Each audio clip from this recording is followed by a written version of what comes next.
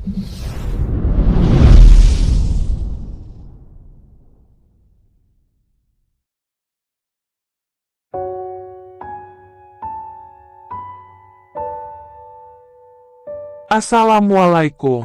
warahmatullahi wabarakatuh. Alhamdulillah.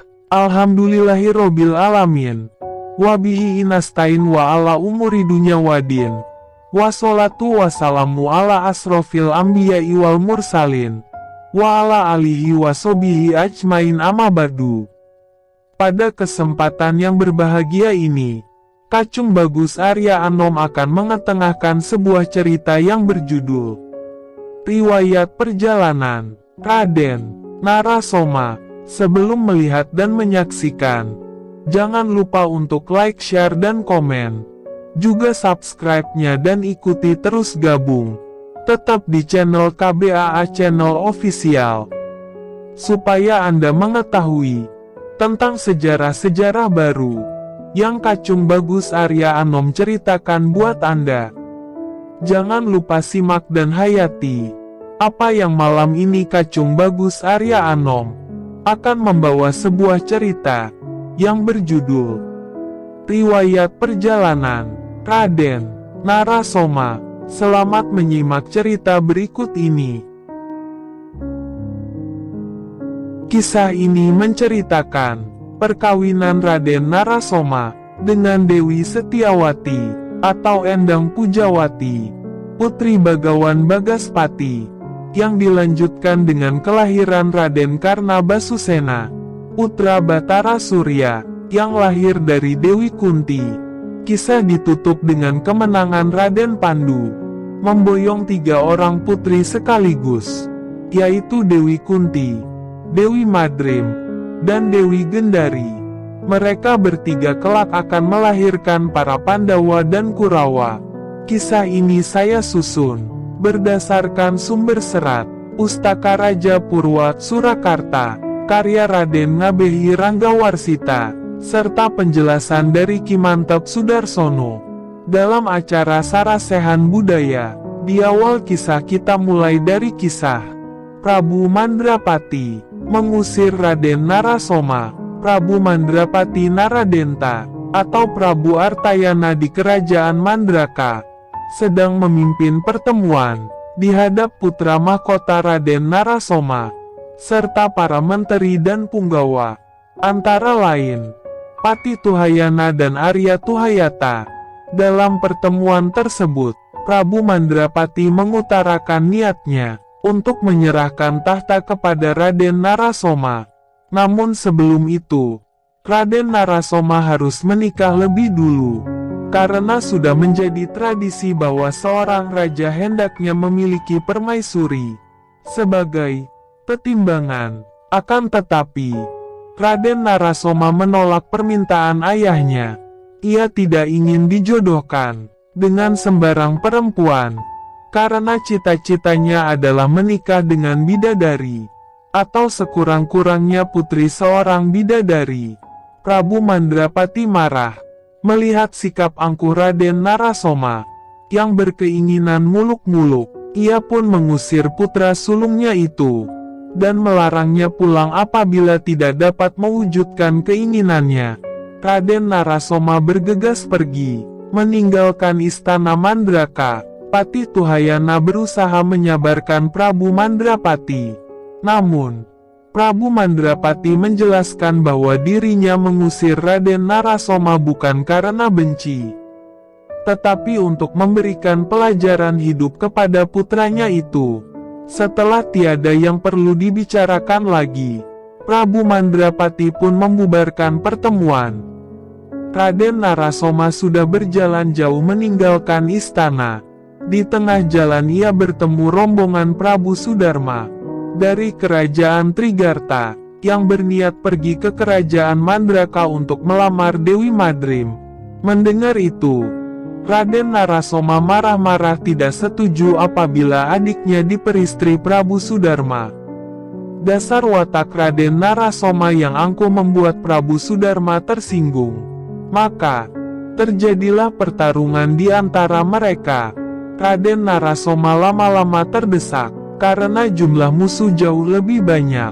Sungguh beruntung, Raden Pandu dan para Panakawan kebetulan lewat di tempat itu. Melihat Raden Narasoma dalam bahaya, Raden Pandu segera membantu. Ia mengerahkan ilmu angin Garuda, membuat Prabu Sudarma beserta seluruh pasukannya terlempar jauh, entah kemana. Raden Narasoma dan Raden Pandu sudah saling kenal sejak sama-sama mengunjungi kelahiran Raden Gandamana di kerajaan Pancala dulu. Raden Narasoma bercerita bahwa perselisihannya dengan Prabu Sudarma adalah karena ia tidak rela jika Raja Trigarta tersebut menjadi suami adiknya.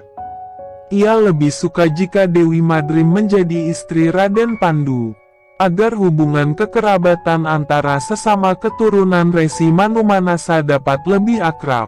Raden Pandu mengaku tidak berani, karena ia belum mendapatkan perintah dari ayahnya, Prabu Kresna Dwipayana, untuk menikah. Dalam pertemuan kali ini, Raden Narasoma kagum melihat kesaktian Raden Pandu. Ia pun berniat untuk mencari guru yang bisa mengajarkan ilmu kesaktian tingkat tinggi kepadanya.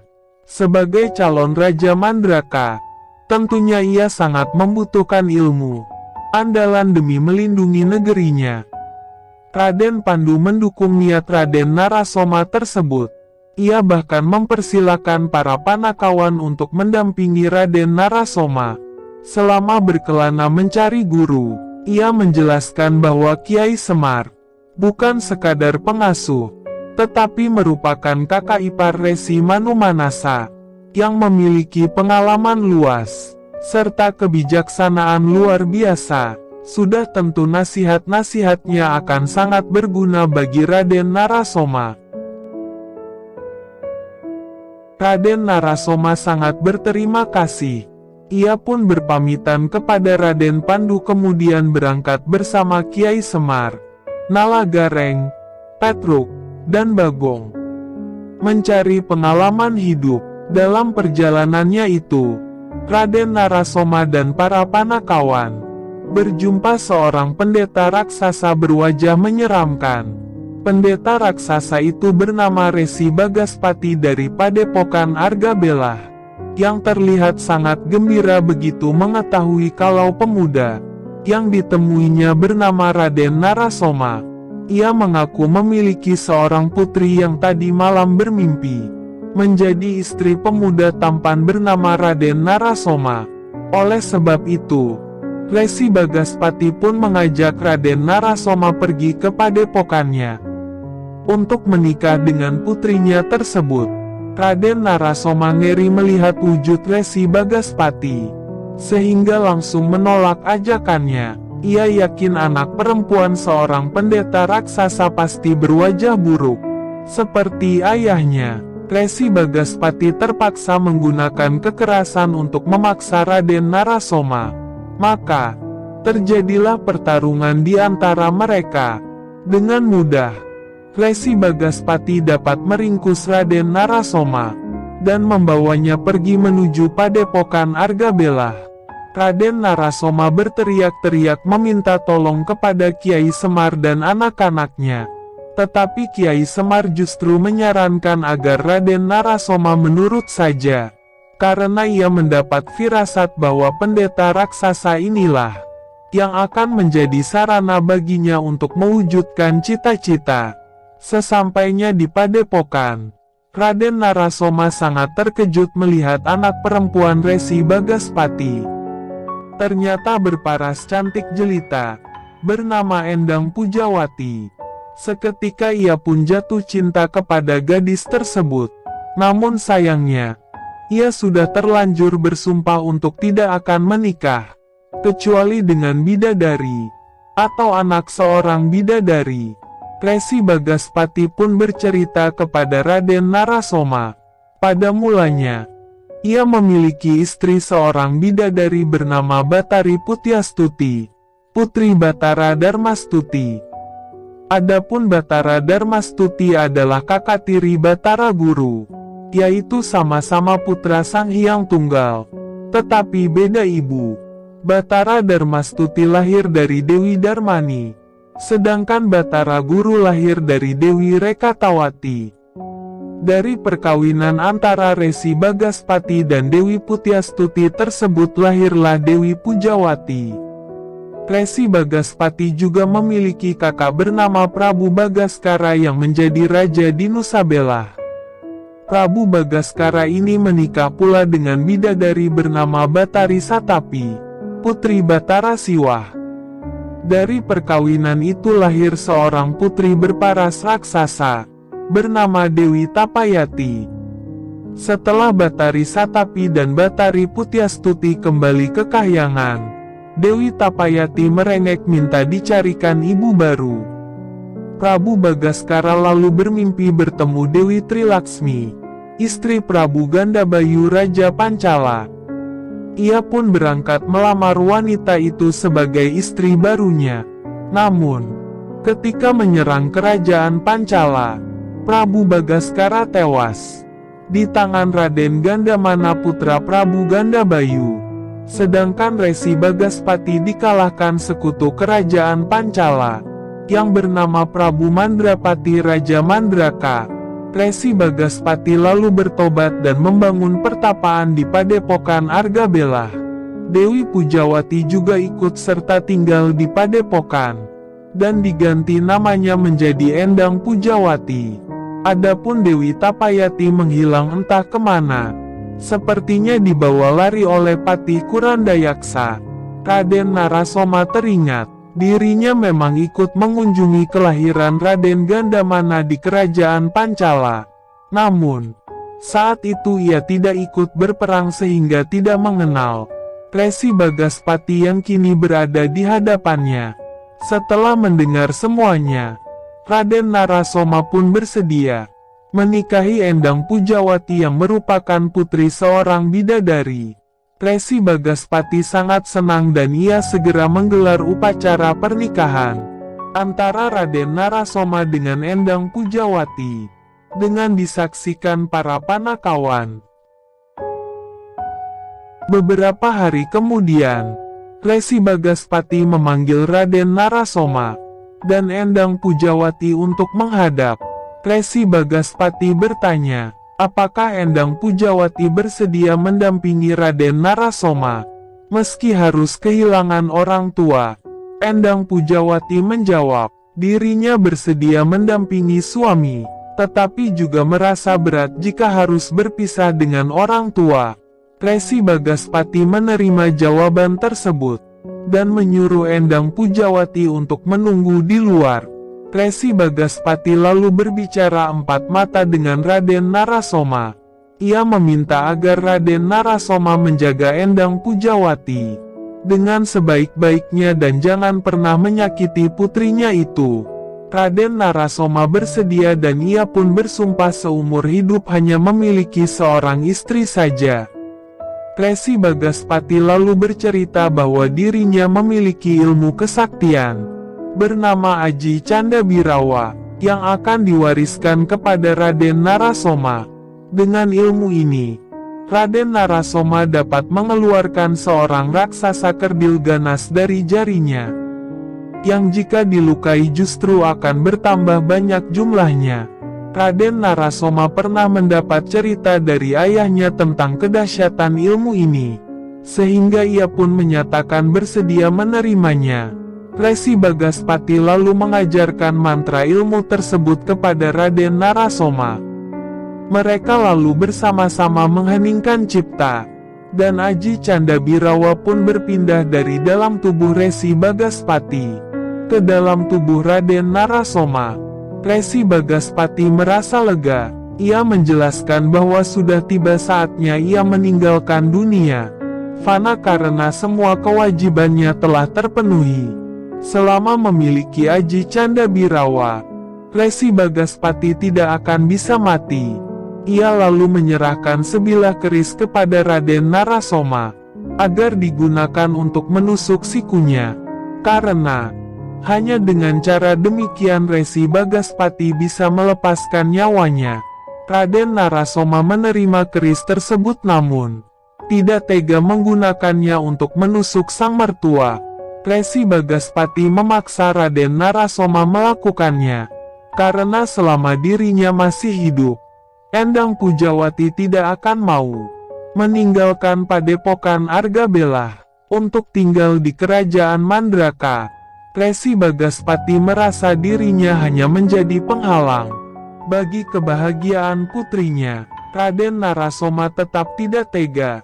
Ia justru mengajak sang mertua untuk bersama-sama tinggal di istana Mandraka. Resi Bagaspati menolak ajakan tersebut. Ia pun menyerang Raden Narasoma untuk memaksa menantunya itu. Raden Narasoma terdesak dan seketika menusukkan keris di tangannya sambil memejakan mata. Keris tersebut tepat menancap di siku Resi Bagaspati. Darah berwarna putih pun memancar keluar. Bersamaan dengan robohnya Resi Bagaspati kehilangan nyawa. Endang Pujawati yang mendengar suara ribut segera masuk ke dalam. Ia sangat terkejut melihat sang ayah telah tewas di tangan suaminya. Raden Narasoma pun menceritakan semua kejadian apa adanya. Tidak lama kemudian, roh Resi Bagaspati menampakkan diri di angkasa.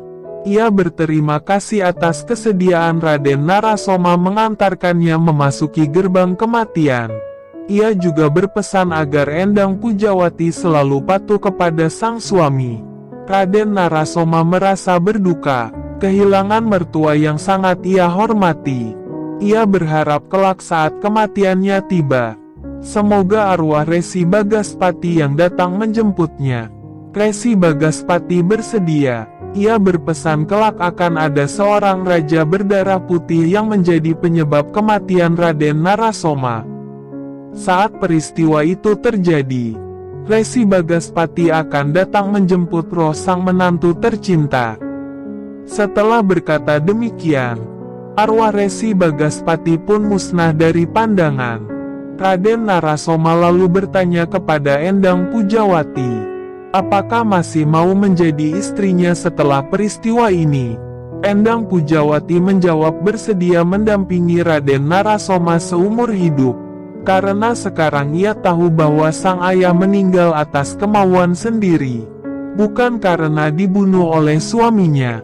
Raden Narasoma senang mendengarnya. Ia merasa bangga atas kesetiaan Endang Pujawati, dan mengganti nama istrinya menjadi Dewi Setiawati. Itulah kisah yang diceritakan berjudul Riwayat Perjalanan Raden Narasoma. Bila ada salah kata maupun lisan ucapannya Kacung Bagus Arya Anom, mohon maaf 1000 maaf, mohon ampura 1000 ampura. Karena Kacung Bagus Arya Anom cuma manusia biasa, tempatnya salah dan dosa, bahkan cuma bisa berencana. Adapun kebenarannya kita pasrahkan semuanya kepada Gusti Allah Subhanahu wa Ta'ala.